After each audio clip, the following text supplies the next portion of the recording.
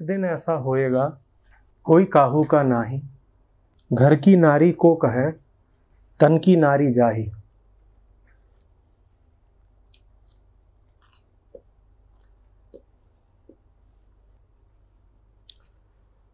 कबीर ये नहीं कह रहे हैं कि एक विशेष दिन ऐसा होगा, ऐसा है ही, ऐसा है ही। न घर की नारी तुम्हारी है, न शरीर की नाड़ी तुम्हारी है। तुम्हारे चलाने से शरीर की नाड़ी चल रही है, और तुम किस भ्रम में हो कि तुम्हारे घर की नारी तुम्हारी है। उसके अपने अहंकार हैं, उसके अपने उद्देश्य हैं, वो अपने उद्देश्यों पे तुम्हें चलाने के लिए तत्पर है। वो तुम्हारी कहां से हो गई। लेकिन ये बात बहुत साफ साफ शायद मौत के दिन ही दिखाई देती है कि मैं जा रहा हूं, मैं जा रहा हूं, कोई साथ आने वाला नहीं। वही जो वाल्मीकि क्षण था।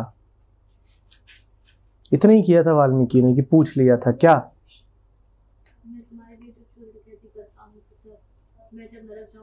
साथ आओगे। बस इतना ही पूछा था उसने, साथ आओगे। बीवी ने कहा ना, बच्चे ने कहा ना।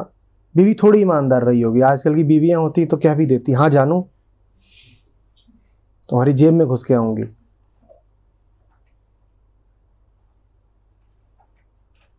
तुम्हारा एटीएम कार्ड किधर है।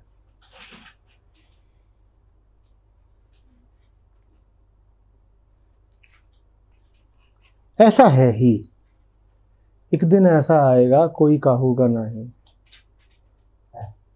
तुम जो इतनी धारणाएं पाल के बैठे हो कि मेरा ये है, मेरा वो है, नहीं, कुछ है ही नहीं तुम्हारा।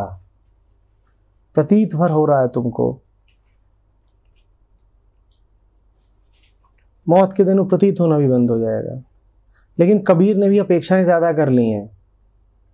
तथ्य ये है कि मौत के दिन भी 100 में से 90 भागों को कुछ नहीं पता चलता।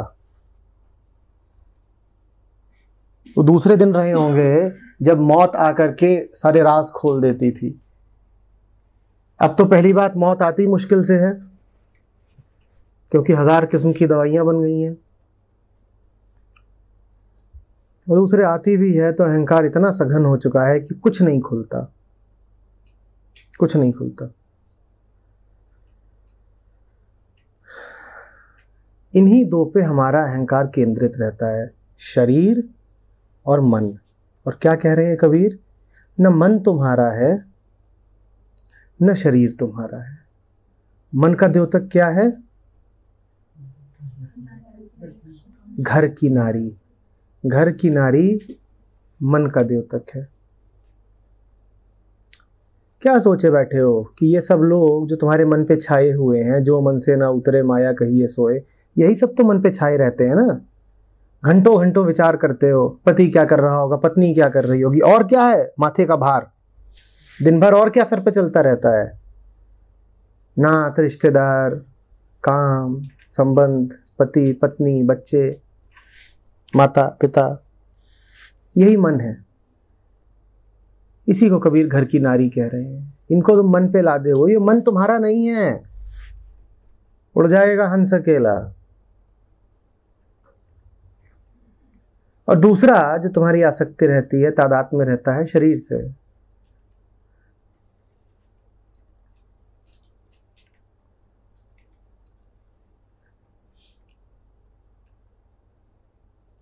नहीं रहने वाला है। और जो याद रख सके कि नहीं रहने वाला है, उसका जीवन बिल्कुल बदल जाएगा, बिल्कुल दूसरे तरीकों से चलेगा।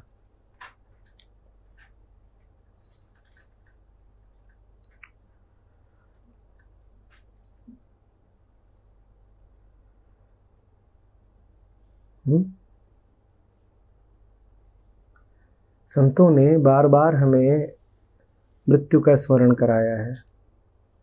कबीर तो कबीर है, कबीर से ज्यादा फरीद। फरीद लगातार लगातार बुढ़ापे की ही बात करते हैं।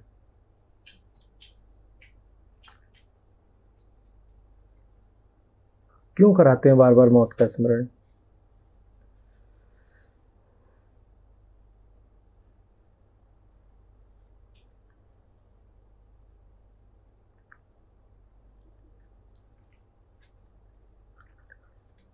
जिसे मौत लगातार याद है, सिर्फ वही जीवन में धोखा नहीं खाएगा।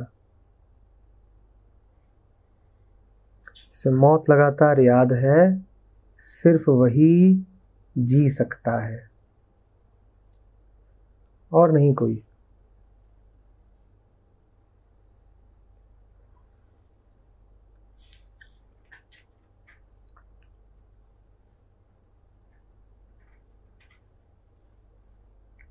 हम अपनी दैनिक क्रियाएं ऐसे करते हैं जैसे ये शरीर अमर हो।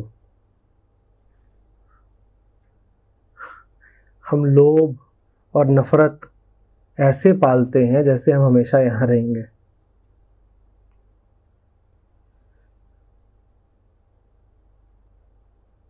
ये नहीं कि पता नहीं है कि नहीं रहेंगे, पालते ही इसीलिए हैं क्योंकि डर है कि नहीं रहेंगे।